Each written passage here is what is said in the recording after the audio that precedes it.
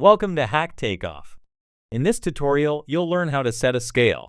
Start by uploading the PDF documents for the trade you're working on. Once all the documents uploaded, open the PDF page where you want to perform the takeoff. After opening the page, you'll see Revision 0 at the top left.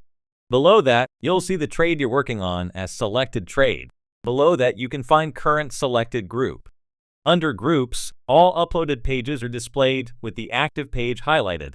You can rename this page if it didn't carry over the correct name from the PDF file. Next, make sure the page resolution is adequate and that all information on the page is readable. If it's not clear, go to the Projects tab, find the page, and click the Settings button to increase the resolution. Make sure to do this before setting the scale. Let's open the page you want to do takeoff again. To set the scale, click on the Scale button. You'll see two options, Set New and Standard.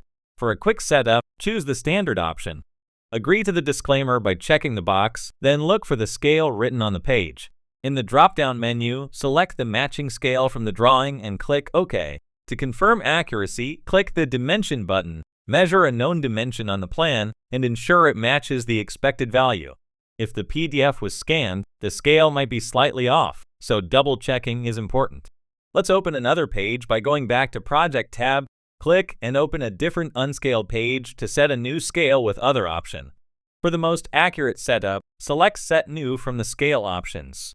In the Set New window, type a known dimension. For best accuracy, choose the longest known dimension on the drawing. Click OK, and then select the starting point of this dimension. Zoom in to select the midpoint of the dimension lines, then select the end point of the dimension.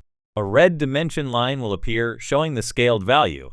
Now you know how to set a scale and are ready to move on to the next tutorial.